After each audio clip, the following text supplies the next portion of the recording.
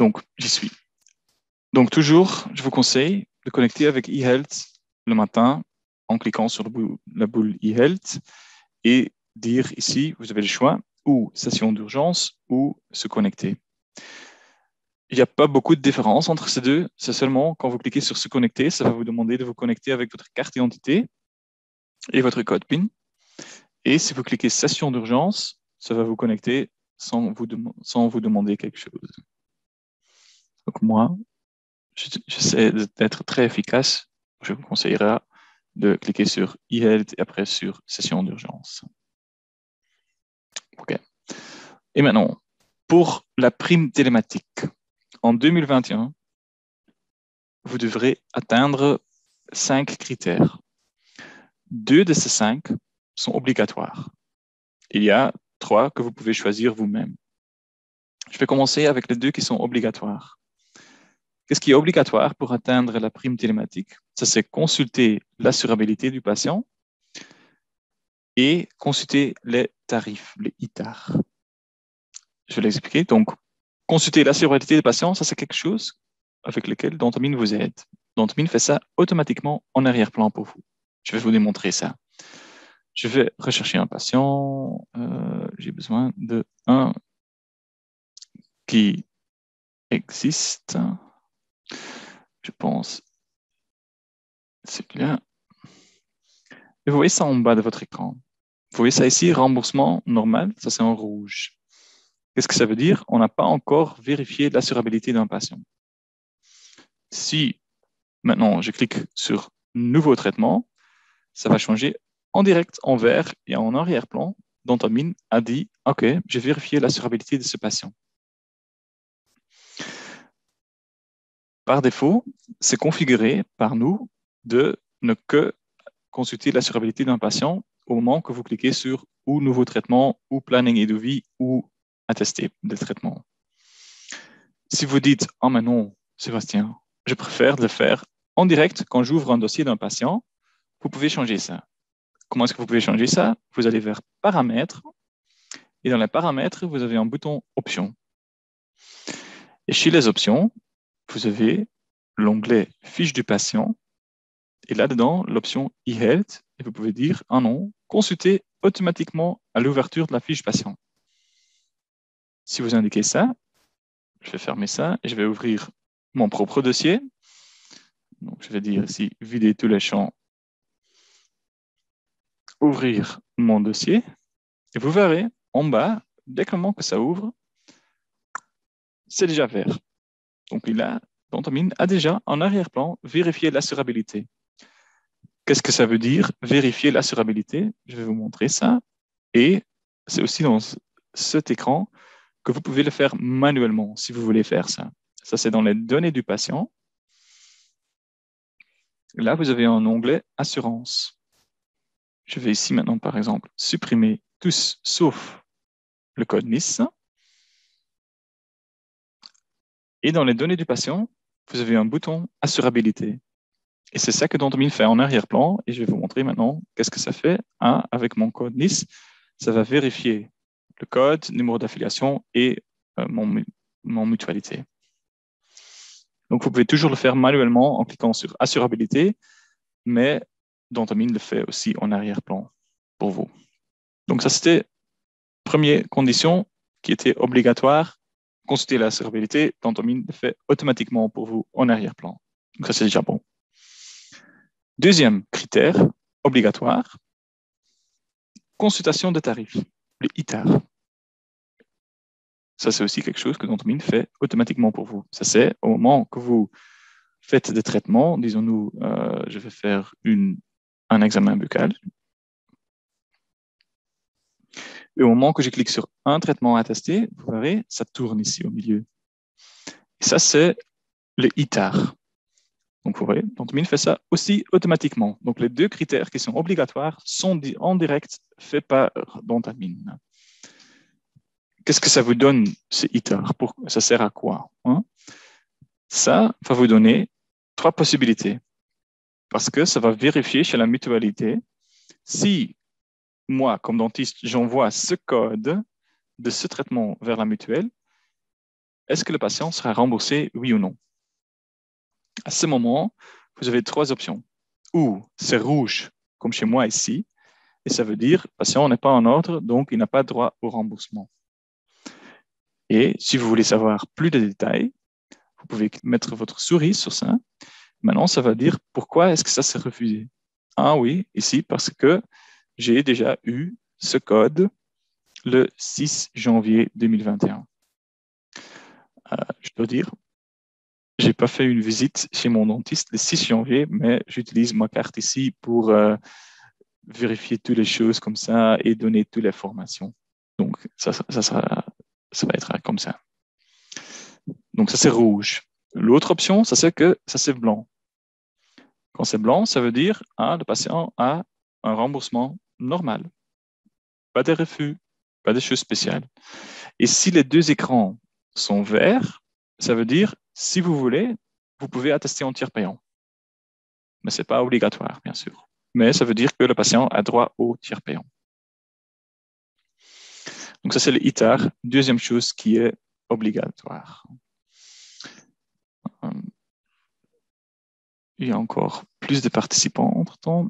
S'il y a des questions, mon collègue Mickey peut les répondre sur le bouton Q et A. Mais cette tarification, donc Dentmin le fait automatiquement dès que le moment que vous cliquez sur un traitement à tester, mais vous pouvez aussi le faire manuellement si vous voulez. Comment est-ce que vous pouvez faire ça? Donc, je vais supprimer ça ici. Ça, c'est par exemple pour savoir est-ce qu'un patient a droit au remboursement pour un panneau? Parce que ce n'est qu'une fois par les 2 années que vous pouvez faire ça. Et comment est-ce que vous pouvez le vérifier? Ça, c'est à gauche, chez le cadre traitement, vous avez un bouton date. Si vous cliquez sur la date, vous pouvez maintenant regarder si aujourd'hui je fais une détartrage, est-ce que le patient sera remboursé, oui ou non? Et vous voyez ici, c'est blanc, donc moi, je suis en ordre. Examen buccal, on va vérifier. Ça, on a déjà vu. Ça s'est refusé. Le panneau, on peut aussi regarder. Prothèse, vous pouvez regarder tout ce que vous voulez ici. DPSI. Maintenant, vous avez les 3 différentes couleurs. C'est presque comme je l'avais préparé pour vous. Donc, détartrage, ça c'est blanc. Patient, si je fais une détartrage, remboursement normal. Radiographie, si aujourd'hui je faisais un panneau, ça ne sera pas remboursé parce que moi, j'ai eu un panneau apparemment le 15 décembre 2020. Je veux dire, je ne l'ai pas eu. Ça sera aussi ici dans Dentmin, je pense que j'ai fait des choses. Et vous avez aussi ici en vert un DPSI. Ça peut être traité en tiers payant. Donc, ça sont les 3 différentes choses que vous avez comme résultat de la tarification électronique. Mais aussi, troisième chose que vous pouvez faire, si vous faites par exemple une obturation chez un patient, de face, vous avez aussi l'option de regarder le traitement que moi j'ai effectué ici. Est-ce que le patient sera remboursé avant que vous cliquez sur 2 traitements à tester? Vous pouvez cliquer sur ce bouton ici, consulter tarif via ITAR. Il va de nouveau tourner ici au milieu et il va dire, OK, patient normal, remboursement normal. Donc, ça sont les choses ITAR. 2 critères qui étaient obligatoires que Dentmin fait pour vous en arrière-plan. Maintenant, nous sommes chez les critères optionnels. De ces critères, vous avez 5 critères et vous pouvez en choisir 3 d'obtenir. Je vais commencer avec des choses que Dentmin fait aussi en arrière-plan pour vous. Parce que ça, c'est le plus facile, bien sûr. Premièrement, ça c'est la consultation du droit de DMG d'un patient. Comment est-ce que vous pouvez le consulter dans Dentmin ou comment est-ce que va Dentmin faire ça? Ça c'est au moment que vous avez le consentement du patient et la relation thérapeutique. Ça c'est ici en bas. vous voyez une boule verte chez consentement, ça veut dire le patient a donné son consentement. Ça peut être chez vous ou chez son médecin ou chez quelqu'un d'autre. Ça veut juste dire que, ah oui, moi, comme patient ici, comme patient Sébastien, je dis au dentiste ou à mon médecin ah ok, vous pouvez partager tout ce que vous avez fait ici vers eHealth. C'est vraiment partager. Pour consulter, vous n'avez pas besoin du droit de DMG du patient. Et celui qui est à droite, le RT, ça c'est la relation thérapeutique. Si vous double-cliquez sur ça, vous pouvez créer une relation thérapeutique. Qu'est-ce que ça veut dire? Que vous êtes connu comme le dentiste de ce patient. Au moment que ça se fait, que vous avez enregistré le consentement et créé la relation thérapeutique, vous verrez à droite ici, maintenant ça s'est mis échec de la récupération des données du détenteur du DMG.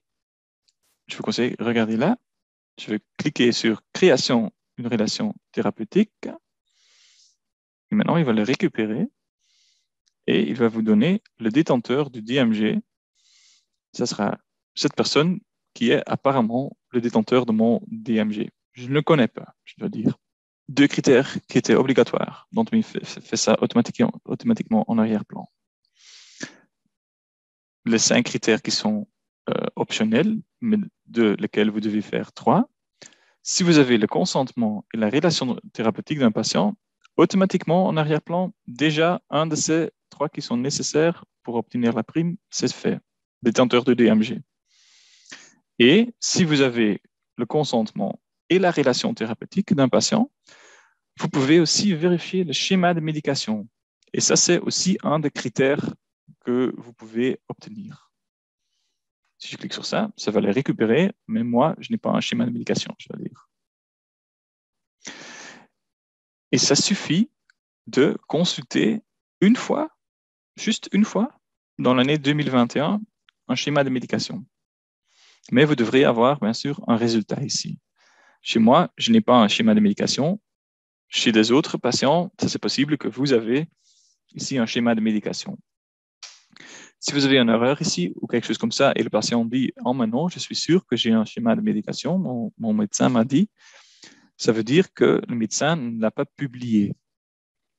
Ça, c'est quelque chose qui doit être coché par le médecin de dire « Ah oui, mettez-le en public ». Donc, ça peut se passer. Mais pour ça, vous avez besoin donc du consentement relation thérapeutique, les C2. Donc, ça, c'était les 2 premiers du 5 qui sont optionnels. Troisième chose qui est optionnelle, c'est télécharger un message de eHealthBox. Qu'est-ce que ça c'est, le eHealthBox? Ça, c'est une boîte mail électroniquement qui est sécurisée. C'est ici, il y a des messages. Ça, c'est une boîte mail qui est inclus dans Dentamine quand vous avez payé pour un abonnement, bien sûr, de eHealthBox. Et donc, ce qui est nécessaire pour la prime, c'est de télécharger un message. Comment est-ce que vous téléchargez un message? Vous le liez à un patient. Par exemple, ce message ici, je peux dire liez-le ce patient, Sophie Van de Waal. Et au moment que je clique sur ce bouton, vous avez la photo du patient, c'est lié, et maintenant vous avez téléchargé le message, vous êtes en ordre pour ce mois. Et pour la prime télématique, vous devrez télécharger au moins un message par mois pendant 6 mois différents en 2021 si vous avez obtenu la prime télématique l'année passée. Si vous n'avez jamais obtenu la prime télématique, ça suffit de ne que télécharger un message en 2021. OK? Juste récapituler. 5 critères optionnels. DMG, Dentamine le fait automatiquement en arrière-plan pour vous si vous avez la relation thérapeutique et le consentement. Schéma de médication, ça c'est juste si vous avez le consentement et la relation thérapeutique, cliquez sur ce bouton schéma de médication. Téléchargez message de eHealthBox, allez vers la eHealthBox si vous avez reçu un message lié au patient. Donc, ce sont déjà les 3. Si vous faites ça, c'est très vite à faire. Vous avez vu ça. Hein? Et les 2 qui restent maintenant, ça c'est les 2 pour attester. Premièrement, ça c'est attester électroniquement.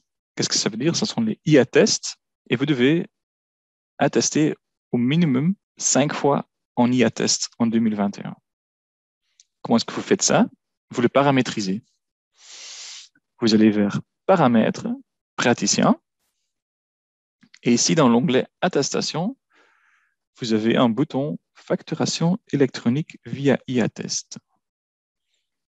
Si vous l'avez coché, ça veut dire toutes les attestations que vous faites maintenant ne seront plus imprimées, mais seront envoyées en direct vers la mutuelle. Je vais vous montrer. Je vais faire une obturation sur ici, un CISAL. Je vais cliquer sur deux traitements à tester. Vous voyez, ça vérifie les tarifs automatiquement. Ça aussi, les tarifs qui sont vérifiés, ça c'est une option que vous pouvez cocher ou décocher. Je ne vous conseille pas de les décocher. Je vais vous montrer où vous pouvez le faire. Paramètres praticien. De nouveau, l'onglet attestation. Et si vous avez la possibilité de cocher ou décocher, demander tarification automatique. Ne le décochez pas. OK. Et donc, deux traitements à tester. Les tarifs sont recueillis chez la mutuelle.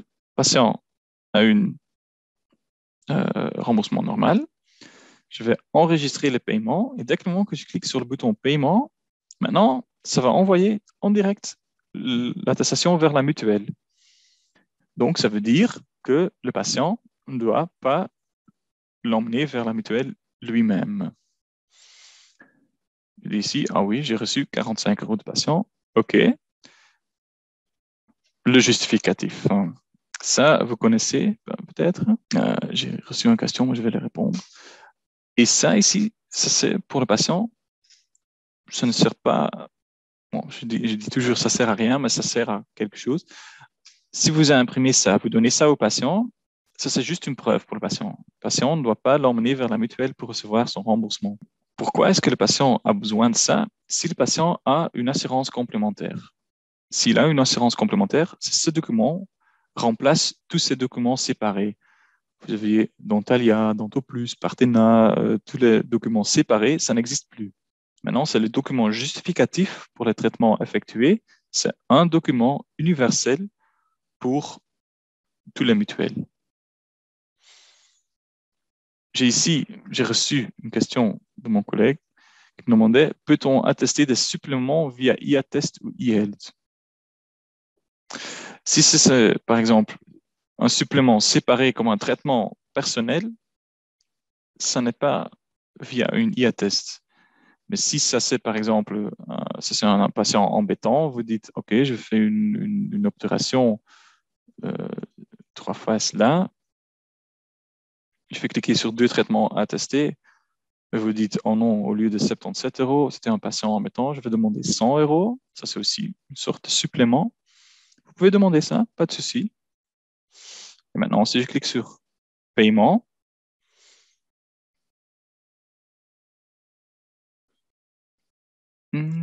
ah oui, ça c'est parce que j'ai fait donc sauvegarder les deux. C'est parce que j'ai fait 2 fois le même traitement sur le même jour. Et donc, Domine dit, oh, est-ce que vous êtes sûr? Et sur 2 différentes attestations. Et maintenant, vous verrez, le montant que vous avez demandé au patient, ça c'est 100 €, mais l'honoraire de convention, ça c'est aussi noté toujours. Donc, le patient sait combien en plus que vous avez demandé. Mais ça aussi, de nouveau, vous pouvez imprimer, le patient peut le donner à son assurance complémentaire et c'est tout en ordre. Je vais juste vite les annuler. Autrefois, je reçois de l'argent pour donner une formation ici à vous. Non, je le ferai après. Donc ça, c'est donc IA-test. Pour ce patient, j'ai déjà fait 2 IA-tests en que 5 minutes. Et pour la prime télématique, qu'est-ce que vous devez faire? Attester au minimum 5 fois en électronique. Donc ça veut dire, si vous l'activez aujourd'hui et vous faites 5 prestations ou 5 IA-tests, pour 2021, vous êtes déjà en ordre pour cette condition. C'est facile comme ça. Hein? Et le dernier critère optionnel que vous pouvez choisir, Ça, c'est attester les tiers payants électroniquement. Ça, c'est aussi quelque chose que vous pouvez cocher. De nouveau, chez paramètres praticien attestation, vous pouvez dire ici, ah oui, facturation électronique via eFact. RTP, règlement tiers payant, je pense.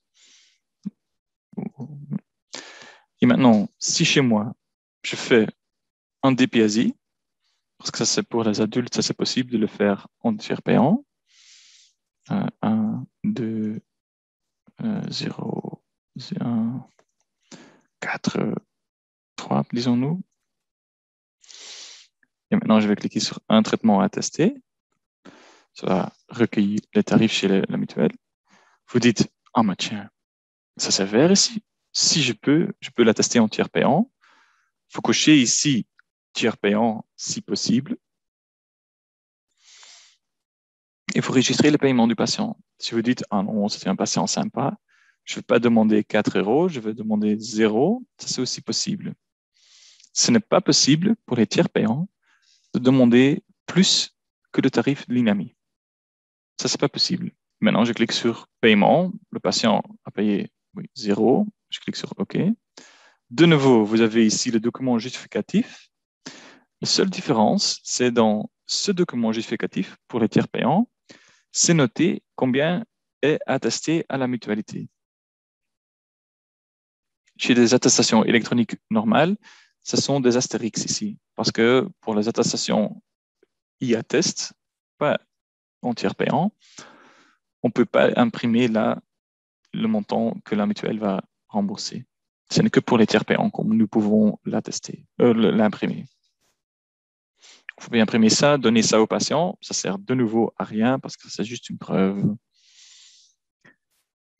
Et maintenant, vous avez fait un tiers payant et la différence entre un e-attest et un e-fact, donc un tiers payant en électronique, c'est que un e-attest, ça s'est envoyé immédiatement à la mutuelle et une attestation électronique tiers payant, ça, vous devez envoyer vous-même à la mutuelle. Comment est-ce que vous faites ça? Vous allez dans la partie financier. Vous avez un bouton tiers payant ici. Et ici, vous avez un bouton facturation électronique à envoyer. Et ici, vous pouvez en haut à gauche cliquer sur le bouton envoyer pour l'envoyer. Faites juste attention, il y a une limite. Vous pouvez ne que envoyer une fois par jour, par mutuelle, par dentiste. Donc, si moi, comme dentiste Pierre Moller, je clique maintenant sur envoyer, ça veut dire qu'aujourd'hui, pour la mutualité 100 et la mutualité 900, je ne peux plus envoyer aujourd'hui. Demain, pas de souci, mais pas aujourd'hui. Et dès qu'un moment que ça s'est envoyé, je peux aller regarder dans facturation électronique envoyée. Et ici, ça sera noté tous les envois que vous avez faits avec un statut. En attente, accepté, rejeté. Ce sont des différents statuts qui sont possibles là. Si c'est rejeté ou refusé, ça va toujours vous donner une raison ici et vous pouvez appliquer la correction pour le corriger. Si vous avez besoin de plus d'aide avec les corrections, vous pouvez toujours appeler chez nous au support. Si c'est accepté, ça sera noté ici avec une référence et vous pouvez regarder sur votre compte bancaire, est-ce que nous avons reçu l'argent, oui ou non. Si vous l'avez reçu, vous pouvez cliquer sur le bouton Ajouter paiement pour ajouter le paiement, le tiers payant.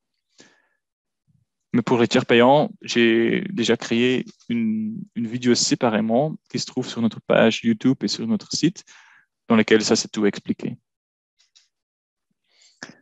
Je vais retourner dans ma fiche et je vais juste encore répéter une fois. Pour la prime télématique, pour utiliser eHealth, 5 critères doivent être obtenus. 2 sont obligatoires. Les 2 qui sont obligatoires. Vérifier l'assurabilité d'un patient, tarification automatique. Vendomine fait ça automatiquement. Ça, c'est la boule verte ici en bas. Et au moment que vous cliquez sur attester, que ça tourne. Après ces 2 obligatoires, il y a 5 options de lesquels vous devez obtenir 3.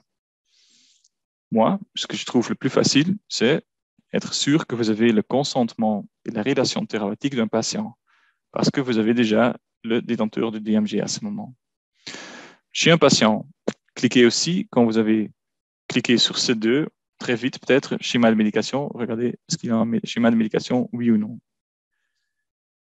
Et ça, c'est déjà 4. Maintenant, si vous activez IA Test, voilà, vous avez les 5 critères. Et parfois aussi, aller dans le eHealthBox, télécharger et lier un message au patient et vous avez toutes les conditions que vous avez nécessaires. Et ça, c'est comme ça que vous pouvez obtenir la prime télématique. Pour faire une demande pour la prime télématique, ça, vous devez faire vous-même. Ça, c'est pour l'année passée, donc par exemple pour 2020, ça sera possible de le demander, je pense, demi-juin jusqu'à fin d'octobre. Pour la prime de 2021, ça sera possible de le demander en 2022, de juin à octobre. Vous pouvez, normalement, ça c'est 15h31, donc c'est bon pour le temps. Si vous avez des questions, vous pouvez les poser maintenant. Si vous n'avez plus de questions, je vous remercie pour votre attention. Sachez que si nous avons des questions spécifiques, oui, je vois ici, il y a des questions spécifiques. Ah oui, quelque chose. Quand vous cliquez sur schéma médication et ça c'est vide ici, ça n'est pas valable pour la prime. Ça doit être vraiment un schéma de médication qui est rempli. Donc, essayez-le chez les différents patients. Si le patient dit « Oh, mais je suis sûr que j'ai un », le médecin ne l'a pas publié. Est-il possible d'effectuer une recherche de patients en fonction du consentement relation thérapeutique? Donc, vous voulez dire, rechercher tous les patients où vous n'avez pas encore le consentement ou la relation thérapeutique, ça ne c'est pas possible. Je suis désolé. Comment attester des suppléments sans que la mutuelle en soit informée? Donc, ça c'est un tricher un petit peu, hein, ça. Si vous voulez attester des suppléments pour, par exemple, les tiers payants, ça vous devrez faire dans une attestation ou une note honoraire séparément.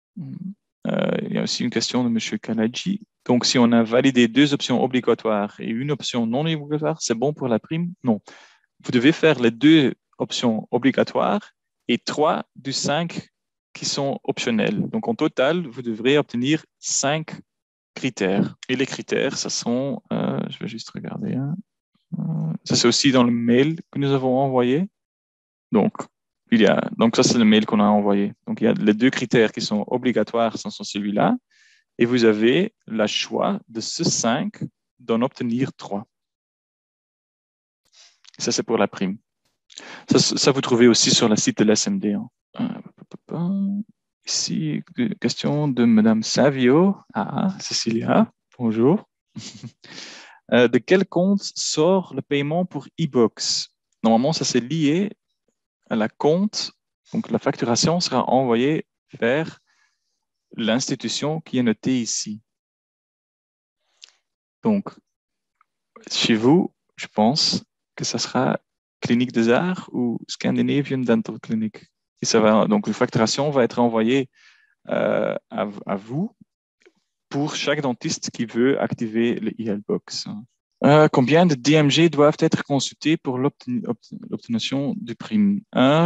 Pour le DMG, ça c'est au minimum une fois par mois dans 6 mois différents. Donc, si vous commencez en juin, ça c'est assez. Ça c'est juin, juillet, août, septembre, octobre, novembre, décembre. Donc, vous avez encore un mois que vous pouvez aller en vacances. Ça, c'est si vous avez déjà obtenu la prime l'année passée. Si vous n'avez jamais obtenu la prime télématique, ça, c'est ne que le consulter, le détenteur du DMG, une fois, dans 2021. Bonjour. Je n'ai jusqu'à présent encore jamais rencontré des patients disposant d'un schéma de médication. Le médecin traitant publie fréquemment ce schéma. La messagerie eHealthBox me semble également très peu utilisée par les confrères. Oui, je comprends.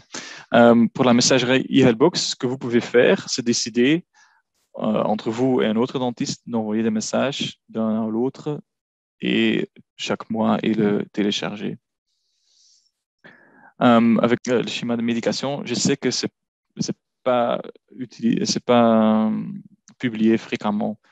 Ce qu'on avait comme suggestion dans le webinaire néerlandais, c'est peut-être de regarder avec les médecins, de leur dire de le publier plus fréquemment. Avec IA-Test, plus besoin de remplir des assurances complémentaires, genre DKV, Dentalia. Oui, parce que si vous faites un IA-Test, j'avais aussi vu qu'il y avait un... Donc, si vous avez fait des traitements en IA-Test, je vous ai montré, ça c'est le justificatif qui est imprimé. Hein. Le justificatif se remplace toutes les assurances complémentaires, les documents DKV, Dentalia. Donc, ce document qui va apparaître automatiquement après que vous faites des IA-tests, ça c'est assez. Donc, ça c'est assez pour l'assurance complémentaire de la mutualité chrétienne, de le 200, de le 500, de le 300. Ça c'est juste le même document pour tous les mutuelles. J'ai ici de Madame Virginie Olivier ici une question. Bonjour. J'ai reçu la prime de 2016 à 2019. Ensuite, pas de prime en 2020. Quelle colonne dois-je remplir pour les critères? Normalement, c'est toujours l'année précédente. Donc, si vous ne l'avez pas reçu en 2020, normalement, ça c'est le la première colonne. Donc, prime non obtenue l'année dernière. Et la question de M. Kaladji, consentement du DMG, ça c'est la relation thérapeutique et le consentement ensemble. Donc, si vous l'avez tous les deux, ça c'est en ordre. Pas de souci. Merci à tous. Il y a aussi, donc si j'ai bien compris, pour le remboursement de la prime 2021, il faudra postuler en 2021. Oui, parce que 2021 doit être fini et après, on peut demander la prime. Donc, c'est juste le même pour la prime de 2020. Vous pouvez ne que le demander en juin 2021 parce que l'année doit être finie. Non, de rien. Je vous remercie tous pour votre attention. Ce webinaire sera aussi enregistré. Je vais le mettre sur notre site et sur notre page YouTube que vous pouvez le regarder de nouveau ou le passer à vos collègues si vous avez besoin de ça. Ça fait aussi, si vous avez encore des questions supplémentaires, vous pouvez toujours contacter les supports ou si vous dites « Ah, mais j'ai besoin d'une formation personnelle, ça sera de moi, bien sûr. » Et vous avez beaucoup de questions, c'est aussi possible de planifier une session Zoom en privé entre nous deux pour répondre à toutes vos questions. Pour ça, vous pouvez toujours aussi envoyer un mail vers aide@atx.be. Je vous remercie tous et à la prochaine. Au revoir.